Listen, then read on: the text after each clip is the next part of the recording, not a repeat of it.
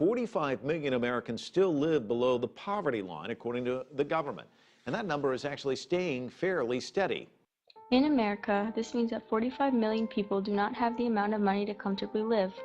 Imagine constantly getting your phone, electricity, and heating bills constantly shut off. Imagine people just like you waiting in lines for hours every weekend just to get food stamps that still are not enough to support you and your family. Imagine not being able to go to the doctor when you are sick or someone you love and care for. These people not only are low paid, but do not receive benefits such as healthcare insurance from their employer. Meet Monica Simon. She is currently a resident of Philadelphia and is 24 years old. Recently graduated from Penn State with a degree in the arts, she currently is unemployed. She gets work on the side from a web design company, but only has an average monthly income of $1,800 per month. This is approximately $2,000 less than the average monthly income of an average working class American. Monica deals with constant anxiety and reports to the Huffington Post that she hasn't lived without worry about unemployment, family support, and student loans since before college. What puts so many people on the poverty line in the United States is the government's failure to take into account all that can make someone impoverished. The government bases the poverty line on yearly income. However, this can vary depending on family size and location.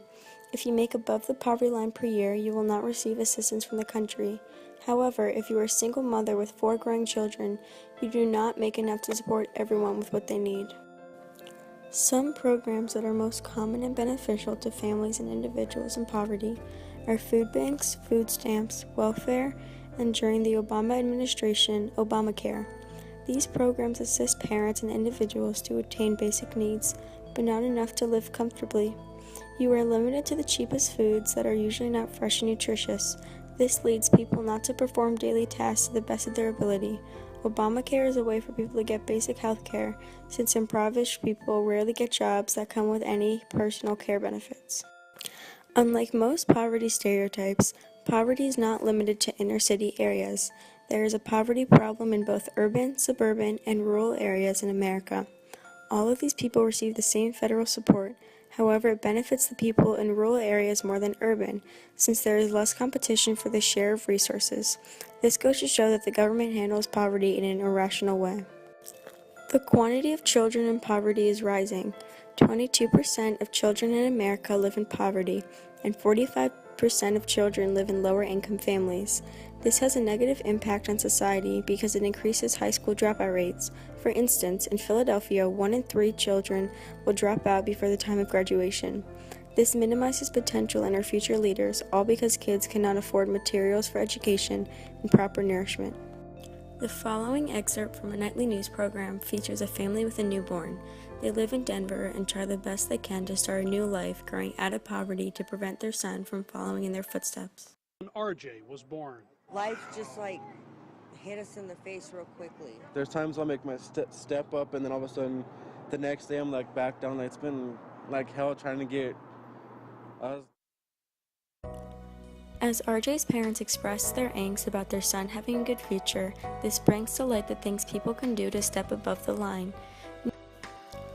New research by Pew's Economic Mobility Project finds 70% of those who were born in the bottom fifth never climbed to even the middle of the economic ladder. However, there is still hope. Education and graduation open up so much more opportunity to children in lower-income families to step up and make a difference. Organizations like Teach for America are ways for young people to get involved to help the children on the poverty line be inspired to prosperity. Having dual income from 2 parents or a parent and older child increases the probability to overcome poverty by 85%.